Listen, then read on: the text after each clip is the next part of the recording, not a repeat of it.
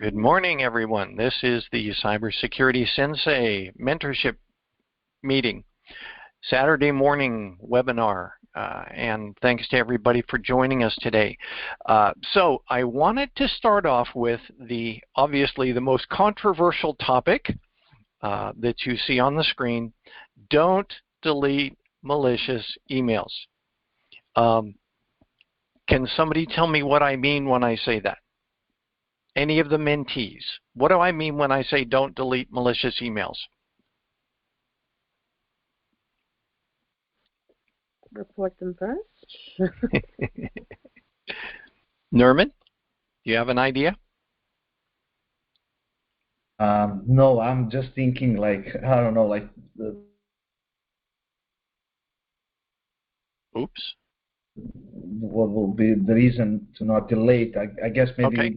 Just to do some okay. No, that's like good. Trying that's like good. to figure out what kind it's where I'm going. Like to see what is in. Sure. Sure. I guess like you want to see what kind of let's go through this. The reason I'm saying don't delete malicious emails, I started to look at all of the emails that are coming to all of my inboxes, and you may have noticed this as well. The level of reliability for those emails seems to be reducing. In other words, more and more spoofed emails or malicious emails with, I just got one this week from Geek Squad with a PDF attachment saying, here's your receipt for, a year of Geek Squad virus protection for $3.99.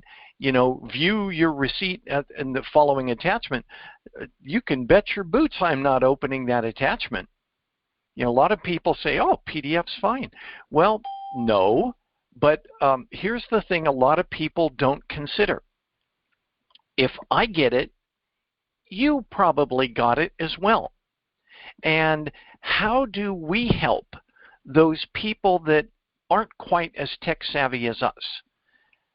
How do we help them if we're getting the emails and it's a pretty high likelihood that they are as well? Well, here's what support.google.com says, and it says identify them as spam. You can click on the articles that you don't like or the messages that you don't like and mark them as spam. And it says if you do that, Gmail is better able to automatically mark similar messages as spam, which could reduce your spoofed emails in the future. It also says Google may analyze it to help protect our users, that means everybody else, from spam and abuse. Same thing with help.yahoo.com. It says it's important. They even went so far as to say it's important to mark the email as spam. It lets our system learn that messages from a specific sender are not good and helps us make Yahoo Mail even better at recognizing future spam emails. Now, I do understand that it's quite possible that the return address is spoofed as well. However, I want to give them the opportunity to try. Okay? I'm going to say 3 cheers for Microsoft on this one because Microsoft has what they call spoof intelligence for Microsoft 365, Advanced Threat Protection, and Exchange Online Protection. They allow you to mark your messages as junk or phishing. Not spam, but junk or phishing. So if you take a look at it, go to the support.microsoft.com article titled Phishing and Suspicious Behavior. And they go to great lengths identifying how you should act when these messages arrive. It's very helpful, and it allows you to be helpful. Any questions, comments so far? Any questions? Okay, I'm going to go one step further, and I'm putting up what I call my public good matrix. So think about it. If you delete a message, is it good for me now? Yes, it clears out my inbox. Is it good for me in the future? No. It will allow that same person, that same bot, that same malicious actor to send to me again. If you delete it, same thing. Is it good for society now? No. Is it good for society in the future? No. So let's go down to marking it as spam or junk. Is it good for me now? Yes, just like the other one, gets it out of my inbox. But is it good for me in the future? Possibly. I'm not saying it will be, but it's possible it will be. More so than deleting it. And then marking it as spam or junk, is it good for society now? Possibly. Is it good for society in the future? Possibly. So, like I say at the bottom, it's your call. You can do nothing and be of no good, or you can do something and be of possible good. Make sense? Instead of deleting, go ahead and mark it so that you give somebody else a fighting chance so they won't get it. Maybe. Possibly. Any discussion? Any discussion? Yeah, so Apple released, like, I think 2-3 weeks ago, the new version of iOS. I think it was 16.0, and then they released update. If I'm not wrong, it was 16.1. And now messages for on iPhone, they have option to mark messages like junk, report junk. And I actually did that for some messages, and now I'm not getting those messages from the same sender. Very good. I think it's the same thing that you're talking about now. Yeah. You can do like, most people typically probably do, and delete it. Say, that's, I don't want to read this. No, now when you delete, they give you again option. So you delete the message. Oh, as you're deleting it. Yeah, when you delete, you click delete. When you click delete, they ask report like junk or don't. Okay. Give you those two options. So you have to click one of those two. Oh, and okay. Click junk, so you will not get that one again. And I already tested. So yeah. Very good. I like that. Anybody else before we move to the next topic? I'm sort of going through these quickly, but this one was the fun one. I had to research Microsoft, Google, Yahoo, and take a look at it and say, what does that actually do? There are these two little boxes side by side. One is the trash can, and on like Google, it's a stop sign. What does it do for me?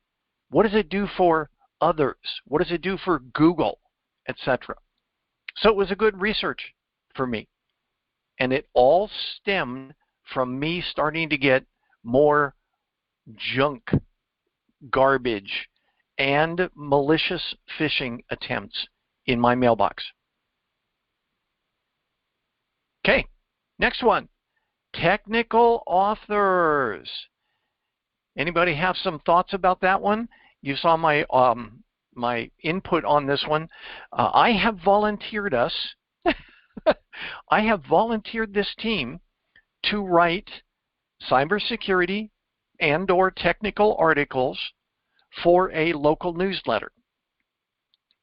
The good news is, if this is an article that you write, you will be listed as the author. I will be listed as the senior editor, but I want everyone who's interested on this team to get experience, because you can add this to your resume and say, I was the author for a periodical on cybersecurity and technical related issues from this period of time to this period of time, and we wrote articles such as, and then you see the stuff there. in order, and the reason for this is in order to talk to somebody, in order to help somebody, in order to teach somebody, the anticipation is you know the topic better than the person you're talking to. So by doing this and saying that you are becoming a technical author, that means you're getting good at investigating. And it is experience. Not everybody who is out there in the cybersecurity career field is out dialing up firewall rule sets. It's just not true. There are a lot of people that are doing reporting, a lot of people that are doing research, a lot of people are doing auditing, and yet they're not the ones on the front line that are dialing the tools directly, but they know what's necessary. Remember, I told you in previous sessions, if you wanted to get real close to the CISO in your next job, become an auditor. Because when you get your next job, if you're really good as an auditor, the CISO is going to want you near them at really important meetings so they can lean over and say, can we do this? Is it possible to do this? What's the impact? You know, what are the legislative hurdles we have to go through, etc., because you've studied how these things get implemented properly as well as improperly. So that's why I volunteered us for this. If you guys aren't interested, I've already received feedback from one of the team who I told him to grab a couple of these article titles and start writing. Write about 150-word article. These articles are going to be small. This is not a 2-page white paper. Small, 150 words or less article, and try and think about it in terms of how to get the information to a non-technical group of readers. Also, how to make this interesting to them. And honestly, it's not just you got to do this. You know, look at the Apple updates. Look at the Microsoft updates. They don't give you any incentive for why you should do it. They just demand that you do. Well, that's not how you get somebody interested in an article that you write. You don't say, you got to do this. Find out, imagine ways that your mom, and I've used this for years, how do you interest your mom in virus and malware protection? How do you do it? Think of a catchy title. What sells CDs? Okay, I'm dating myself. What sells copies of a hit song? The title. So think about good titles, catchy titles. I just came up with these rather quickly, but there could be a lot of things. Does that sound like something that we would want to do? I'm jazzed about it. I think it's great. Anybody else have thoughts or ideas? I have a question. Is 150 words maximum? Is that the limit? So that's the limit. Well, I have not received the limit yet. I'm saying we need to learn to arbitrarily limit ourselves. Okay. Because longer is not always better. Yeah. Especially to a casual reading audience. Okay. So grab a couple. Think about it. How about internet speed? Well, think about it. You're a power user. You're somebody who's thinking about becoming a cybersecurity analyst. You're going to have a bunch of tools, but you are not the normal pedestrian customer. How much speed do regular customers need? Think about it. Consider it. That means you're calculating. That means you're researching something that has an effect on how people do business and how they're protected with cybersecurity. See what I'm saying? It helps you get smarter. Okay? And does anybody have any other suggestions for titles right now? Any suggestions that I didn't come in with? There's that big one that says cyber scams, which sort of goes back to our don't delete your malicious emails. But you could break it into smaller bits. All these people know is, did I really order Geek Squad protection and forgot about it? You know, am I really being charged $399 for a year of protection? How do I know? And that's what you can do to help them. See what I'm saying? Yeah. I think it's going to be fun. Go ahead. Yeah. How about like maybe write something about password manager, how to store those passwords, keep them safe, like in one place, and just kind of remembering like master password instead, like remembering like all those passwords for all the your accounts. Mm-hmm. I don't know. I mean, just now here's the thing. I understand what you're saying, but when you look at the examples that I have, how many of them are recommending more tools? And the answer is none of them. In other words, I'm trying to advise people how to optimize what you have. So think about it that way. Maybe the answer isn't a tool. I understand that there's great value in password managers, but now you're taking a complex topic and possibly making it so complex that they're not even going to listen to you. Yeah. I'm thinking about in-home Wi-Fi security and equipment placement. Mm-hmm. Maybe like talking about like I don't know like how deep should we go, like I mean, or just like mentioning like well, the okay, layers for Wi-Fi and maybe firewall. I mean, I don't want to talk about something that will be okay. confusing. So focus on equipment placement. What am I talking about? Okay. Do you understand what I mean by equipment placement? Yeah, like so how to install those, how to set up. Not install, not set up. Here's the thing, and this is why I brought this out. Many installers from Fios or Comcast or whoever are going to come in and hook this up to a cable that is this far off the ground in a back corner of a back room in your house. And they're going to take that router, which has Wi-Fi built in, and put it on the floor. Is that the best place? And the answer is no.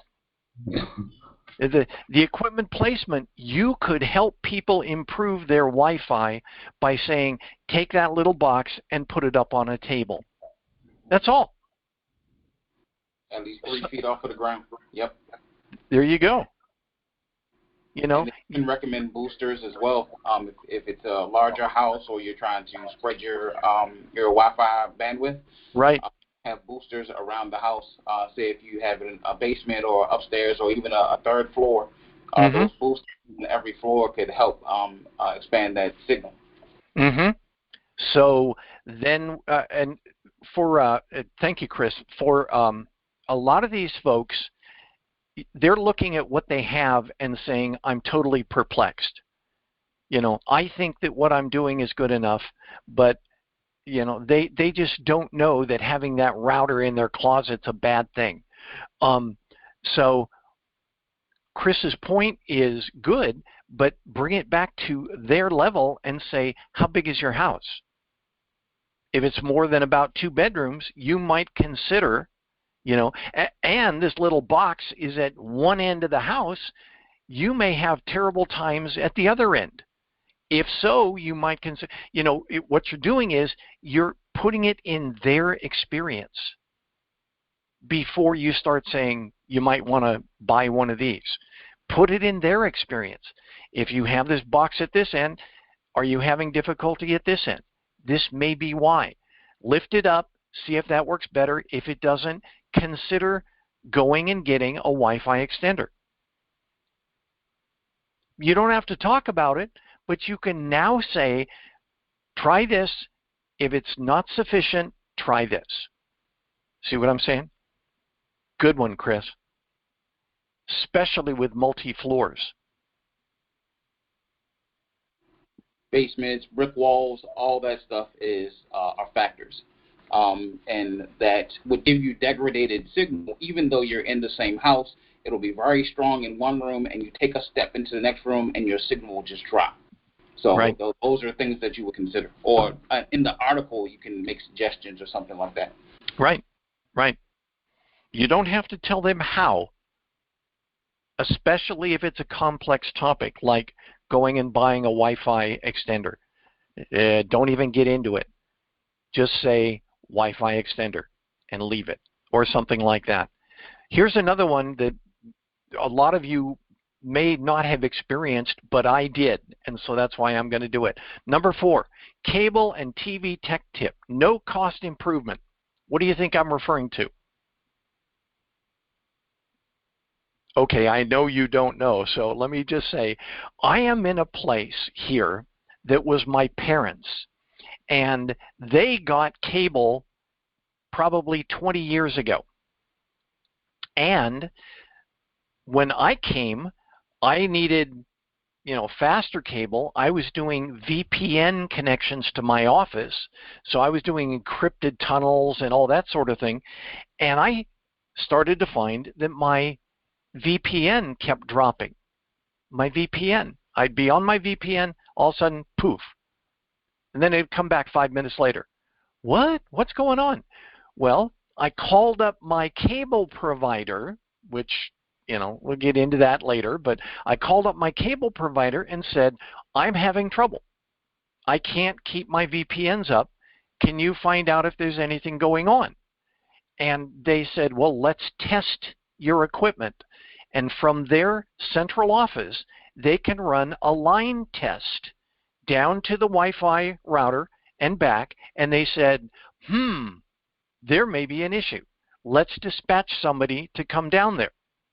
They dispatched a person who came down and looked and said, that cable has been here, his words, since forever. So he dug a new trench, put in a new cable in a conduit, no charge. Since then, I haven't dropped a single VPN. No charge. But people may not know that. They may say, everything sucks. Oh, I need faster Wi-Fi. Well, maybe you don't. Maybe you just need somebody to go out and take a look at what's out there, and your cable provider, quite possibly, I have Cox, your cable provider may do it for free. Start there. Okay? That's what I mean by no cost improvement. Yeah, I believe in contracts they have a subset of standards where they can do a survey, and if there is any cost that's associated, they would inform you before they do the work. So the surveys, they schedule it, they come out, they do a survey, and then if it requires any additional funds, they have to let you know before they do the work. Right. Stuff inside the house, they won't touch. But this was outside the house. The old cable had been there for like 20 years and had degraded. In Arizona here, UV light penetrates everything and degrades it. So, guess what? My cable needed replacing. And Cox did it for free. Yeah. Possibility. Cable from the wall to the router once for us because it was so old. Right. Right. So these are the sorts of things that everybody may have thought about, except a couple people, and therefore you're helping that couple people who are too embarrassed to ask. And they keep saying, oh, maybe I need that gig Wi-Fi because, you know, LeBron James uses it or whatever. You know, you've seen people that get dragged into these commercials and say, oh, well, I got to have gig speed. Why? Because, you know, Britney is using it and, you know, Justin Bieber's using it, so it must be good. You know? And they're paying $200 a month for their Wi-Fi. Britney's getting rich, but they're not being helped. So that's where, and I'm going to get to this is the next topic, or the bottom topic here, but I wanted to, anyway, for technical articles, if you come up with some ideas for good articles, let me know. For the about 8 or 10 that I put up there, pick one out, write an article, and if you are the first one to submit, I'll submit you. If there's 2 of you, I'll send it back to both of you and say, you know, resolve it into one article. You'll both get credit. This is not a case of who's better. This is a case of who's interested. Okay? I will list you if you submit. All right? So, next one, client data exfiltration timeline. I've started to notice a trend, and I'm sure anybody who does research in this area will have similar observations. The activity occurred back in May.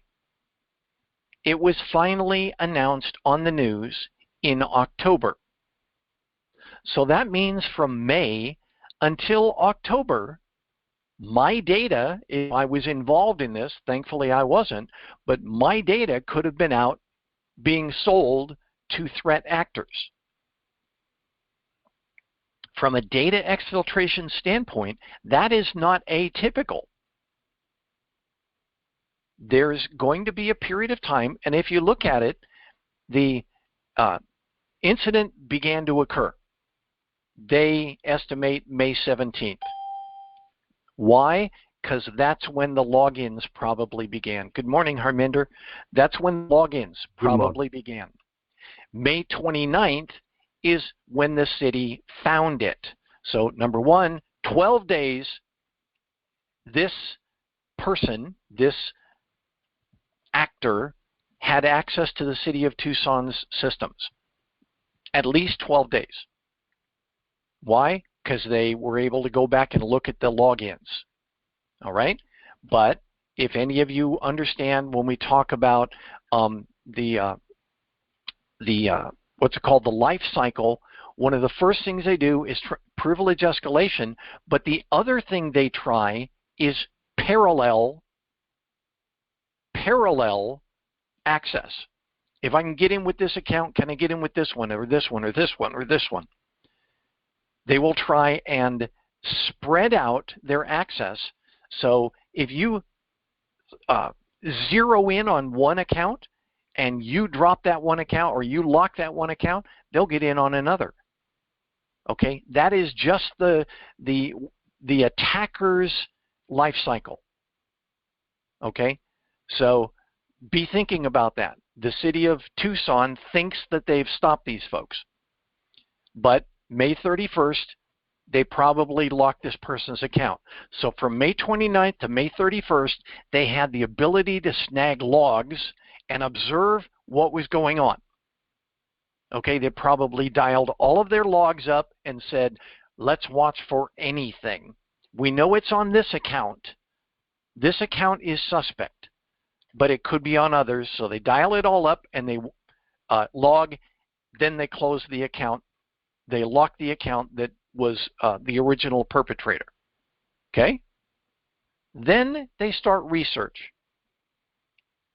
They think that they've locked this one account and they've closed the whole. But there could be others. That's why their logs are so important. But from May 31st to September 12th, that was a period of time that they did their research. That's a long time for their client data to be off somewhere else doing something. It could already have been sold 2 or 3 times out on the dark web. Okay? Be thinking about that. Then September 23rd, like I said, 115 days after the intrusion, they start notifying people. Almost 4 months later. Your data, if you were with Safeway or Kohl's or Toys R Us or Home Depot, Target, it doesn't matter. You can anticipate that this stuff might have been out there and sold and possibly being used by a threat actor before you know about it and before the provider lets you know about it. Okay? And then October 4th, of course, City of Tucson makes the news because the people who were notified are like, hey, what's going on with this? And they call up their local news outlets, I'm sure. So what is the lesson learned from this? From a provider's viewpoint, it's your client's data we're talking about. What is the lesson learned? Anybody? There are a few lessons learned on this one. What if you get infiltrated? So they have to be inform me as soon as possible. My data, my information is compromised. So this is the one thing, and they have to be take the action how to prevent the other customer data or other people data, and have to be take the appropriate action to what they have to be do. Very good, Harminder. Thank you. Anybody else? Both of those were good. They also need to make sure they put the correct information out there, because if they say it was one thing and it was another, there can be a lot of embarrassment. Right. Legal actions afterwards. So they have to make sure the information is correct they put out there. That's probably right. It is not good for your corporate reputation to go out and say something like, we've been hacked, and it not to be true. Very good, Chris. In the end, as a service provider, you have to be thinking about that. It is critical, like Harminder said, it's critical to notify the clients. Why? Because it's their information that you believe got exfiltrated. But it's also important that you be accurate. You can't just tell everybody unless you think everybody was affected. So, very, very good points. One other point I would like to make here is that you don't have unlimited time to do this. If you have to bring in extra resources to research this, hire another firm or something like that, you owe it to your customers to do so. See what I'm saying? If you're really busy and, I'll get to that when I get to it, that does not make good business sense, and you and your CEO could be out of a job very soon. Good points. Anybody else?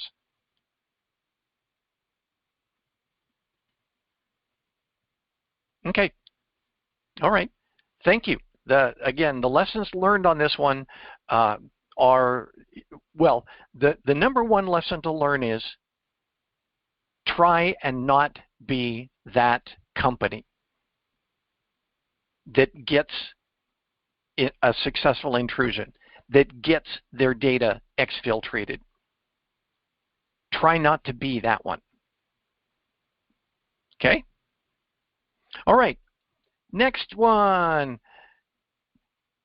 Everybody, I hope you have heard and remember that I challenged everyone this month, because this is Cybersecurity Awareness Month, I challenged everybody to go download the Microsoft Safety Scanner and run it on any Windows system that you touch this month, whether that be your mom's, your girlfriends, your, teachers, whatever. Has anybody been doing that? Any questions? Yeah, I did.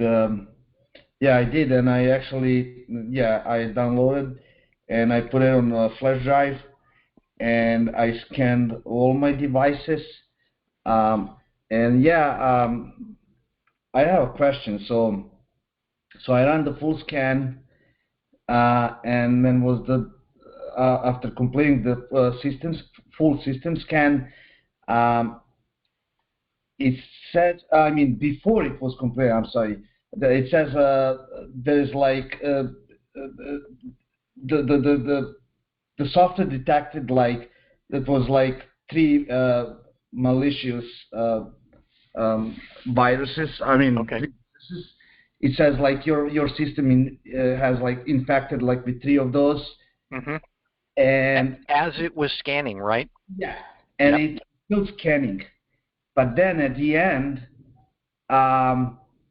it says there is no viruses. So the scan was completed, and it says like there is no threat. And it was good. So I was thinking, okay, it found something and clean up everything, and now everything is fine. But then I ran again, and it was the same thing. Right. And it was on one of my devices. On the other one, it was only one detection, and same thing. Like I ran it again, Yep. and same thing. Yep. And I don't know why it's doing that every time when I run the same thing. I mean, Right. Right. Uh, Has anyone else experienced the same? I experienced that as well, and I'll talk about it in a second. Anybody else have that same experience? What actually Nerman is talking about is that, I just pulled this out of the little card reader I have. When you run the safety scanner, it brings up a little dialog box, just like, all of the scanners do, and it says, files that I'm examining, and you see the files go zipping by and whatever. And then down at the bottom is kind of a summary, and one of the things it says is number of files detected, or number of viruses detected, or something like that, and that is a counter, and it'll go from 0 to 1 to 2 to 3. I've even watched as many as 7 show up there, and then when it finishes, it says no virus was detected. I would say that when it sees that, it marks it preliminarily as being possibly suspect, but then by the time it finishes the scan, it says no change was needed. It flagged the file in its own logic, but then it didn't do anything with it. Okay, so, but yes, I saw that as well. So anyway, I'm gonna tell you guys. I'm gonna show you. If you go to Microsoft Safety Scanner download, and almost every CPU these days is 64-bit. So you do one of these here, right-click, save as, and save it to a write-protected media. In other words, I've got a little micro SD card in here, and I've got an SD card reader that has a lock on it. If I click on lock, that write protects this. That means that I can move this from computer to computer to computer without risking contamination by something writing back onto this disk. That's why I do it, okay? Write protected, physically write protected. You can't write protect the micro SDs, but you can find an SD card reader that has that little tab on it. Okay, so just download the latest it's msert.exe, and when it does it, okay, I'm going to bring it over here. When it does it, it is the latest one, but it's only good for 10 days. All right, so you need to download this frequently. I've had a lot of people say, well, can I load that onto my computer? No. It's a one-time run, and when it's done, I will then be able to say Microsoft hasn't found any malicious software on your computer. And I can then certify it by saying Microsoft says there's nothing there. Okay?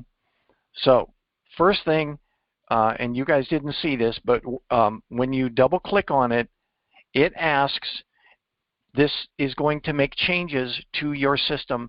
Is that okay? So the only individual that can run this is the individual who has owner rights on that system.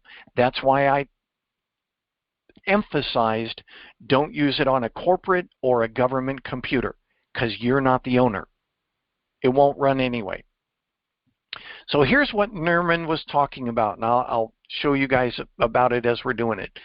Here's what it comes up. It says, accept all terms of the license agreement. Sure. Check next to run it. Okay. I'm going to do a quick scan. If you have time, do a full scan. If you don't, just do a quick scan, and away it goes. Now, down at the bottom here, it says files infected, and this says 0. But what Nerman noticed, I noticed it as well, that number may end up being a non-zero number as you're going through, but then when it finishes, it says no viruses, spyware, or malware were discovered. Just consider that to be a fluke of the program, okay? It's not like it found something and then threw it away. I think that it just flags it and then later on does its full determination that it is not something that the scanner is going to deal with. And this uses the exact same virus and malware signature files as Microsoft Defender, which is installed in your Windows 10 and Windows 11 systems by default. Whenever you run your updates on your computer and it does that Microsoft malicious retrieval tool or whatever updates, same thing is incorporated in this one file, one pass scanner. Now, there's one downside to this scanner, and that is this is a one pass scanner. If it finds something, it is going to nullify it or delete it. It doesn't matter if it was your, college bicentennial committee's, one-of-a-kind newsletter. Sorry, if it thinks it's malicious, Microsoft is going to make it no longer malicious. That usually means deleting it, but it could mean making it non-executable. There are a number of different things that could be done. But when Microsoft runs this program, you have given them permission to nullify anything they find. You don't have the option later on where it'll pop up and say, hey, I found 6 things. What do you want to do with them? I had a client's system that I ran this on, and it found 7 things. And by the time it was done, it says all 7 have been taken care of. That's it. You got to trust Microsoft. If you can't trust Microsoft, who can you trust? Okay? So far, I'm not getting any numbers here, but Nerman, I noticed the same thing. This number can cycle to a non-zero number, and yet when it's done, across the top it'll say no viruses, spyware, or other potentially unwanted software was found. Yeah, it was like that, exactly. And then after that, I ran my WatchGuard and I ran my Bitdefender. I have both of those on all my devices, and the system was clean, and I ran full system scan, and I was confused, yeah. But now, yeah, it makes sense. I got it. This is preliminary. This is final, where it comes up to the top and it says nothing was found. Okay, so trust that final result there. Any questions before we move to the very last topic? Yes, I have a question, Scotty. Sure. Okay, so I just want to know what is the difference between this Microsoft Safety Scanner download. So in my computer, I have a Mac Cafe. So I know that the McAfee, they don't detect what I have a malicious program installed in my computer, but it detects all the viruses and everything. So I just want to know what is the difference between the Microsoft tool and what I have an antivirus tool. Sure. The antivirus, anti-spyware, anti-malware tools that you buy, Norton, McAfee, Malwarebytes, there are dozens of them out there. Those are all designed to be products that you install and leave on your computer, and then they will retrieve updates and periodically scan, sometimes in real time, to catch these things as they enter your system. This scanner is not one of those. This is a one-pass scanner. You run it, it says everything's clean, and you walk away. It's just a one-pass scanner so that you can then, let's say you're doing tech support at somebody's house, your aunt's house, and she's real upset that you're even, touching her computer. Well, when you finish it up, you can say, Microsoft says that your system has no viruses. Okay. All right? Yeah. That's not the same as protection tomorrow. All right? Yeah. Okay. I got it. Okay. Anybody else? Thank you. Sure. What's that? Thanks. Got it. I got it. Thanks. Yeah, I thought somebody else asked something. Okay. So last topic. Hey, one thing, Scotty, so I couldn't get to mute. It's important to download that latest one that they have, because that definition file is going to have the updated, identified threat actors or malware, all that stuff in that last or latest definition file. So it's very important that you download that latest version that's available on the web. Same thing with McAfee and all the other security agents. Right. Right. If you run into somebody who has never updated anything on their computer, the very first thing you need to do is to bring that computer up to date. And, that's just good hygiene. Because all of these updates, remember, we've spoken at length about zero-day vulnerabilities and attacks. In other words, this thing has to get fixed now. And the way I worded it from a provider standpoint, if you're the subject of a zero-day exploit, what that basically means to you is you don't go home until it's fixed. So think about it that way. So here's the result. My scan, it says scan completed successfully and no viruses, spyware, or other potentially unwanted software were detected. Done. Finish.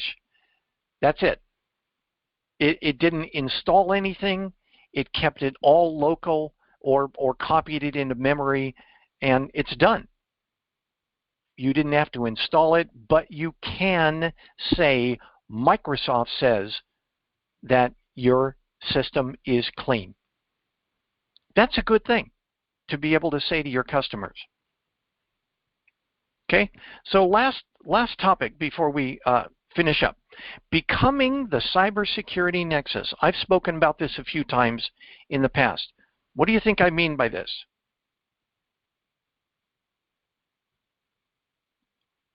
Nexus is a big word. It just means central point of communication. If you start studying this, and if you start pursuing a cybersecurity career field, and if you end up getting hired in, you are going to become the local authority, even if it's just in your family. Okay? So then you bear some of the responsibility if your family gets attacked, if your family gets compromised, if your family doesn't like changing passwords or whatever. It's up to you, because you are the local expert, it's up to you to adopt a little bit of a umbrella mindset where it's not just me anymore. I'm responsible for my family. I'm responsible for the friends around me. And the way I worded it before, if you guys remember from a previous session, I said, you're going to become that annoying voice at parties, walking around saying, did you guys update your phones? It's going to be you. Just prepare yourself for that. Why? Because you care enough to tap somebody on the shoulder and say, it's really a good idea that you do this. You're not trying to be, a know-it-all. You're trying to help somebody avoid losing their 401k, their retirement savings. Okay? Makes sense? You've got to understand that the more you learn, the more responsible you should feel for those around you. That's what I mean when I say you become the Nexus. People come to you. People look to you. People expect that if something's going on, you'll know about it. I can remember when I started doing this at my church, I started to get emails and texts. Hey, I found out about this. Is this for real? Hey, what about this? Hey, I just got this. And it expect it. So what that also means, you have to stay current. Because if somebody's asking, it's because they don't know and they think you do. Sure, it's responsibility, but it's a good responsibility. You are being responsible as a white hat for those people around you. Your sphere of influence and protection and safety gets bigger and bigger and bigger as you grow.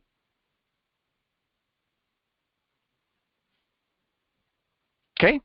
Anybody have anything else? This is our hour. Anybody have any thoughts, ideas, discussions?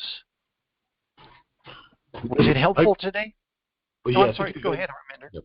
So I would like to share my experience because I'm working in the IT help desk. So because you mentioned about the password, we have to be change a password. The first thing, we have to be change a password every 3 months or every 6 months. It depends upon the policy of the organization. The second, the people, what experience I learned from when I talk to the different people, the first thing, nobody like to change the password. The second thing, the password is too long. It is a 16 character. It is a combination of uppercase, lowercase, special characters, number.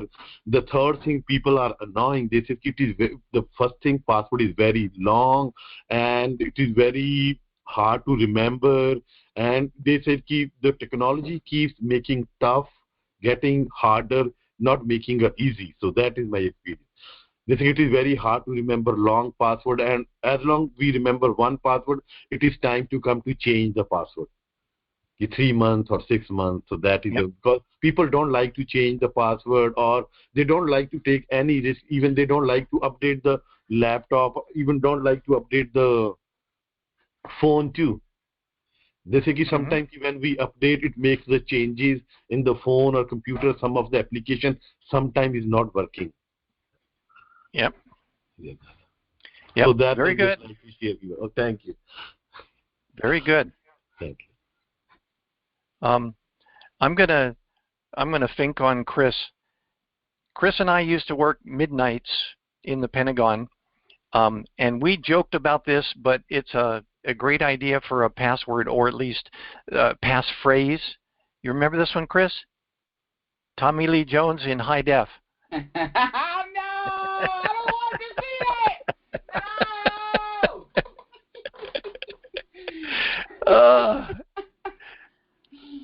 So it's just you can teach people. Now that was an extremely complex password. It had uppercase, lowercase, numbers, and special characters. Put it on the screen again. Put it on the screen again, Scott. Okay, hold on. Yeah.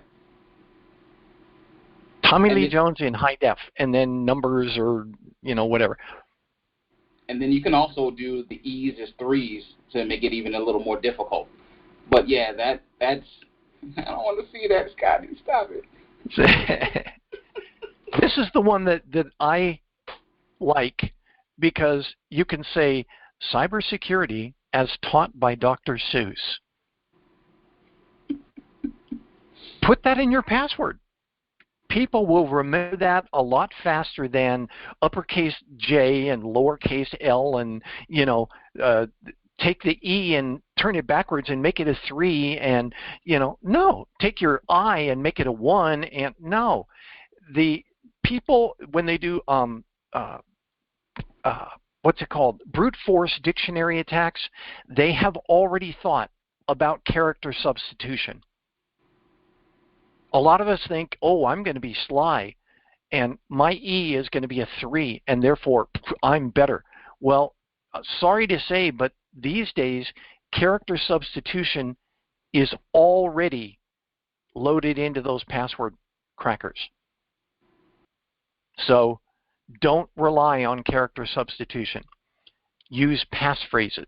But anyway, we're going off on the side thing. Those are the sorts of things that you can teach people. I taught people in the President's Commission for Critical Infrastructure Protection about passphrases.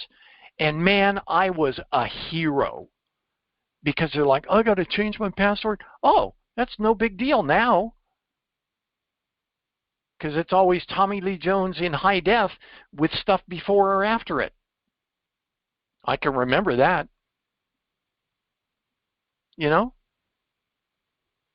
Think about it. You become the hero instead of, the guy that, I don't want to talk to you because you're going to make me change my password.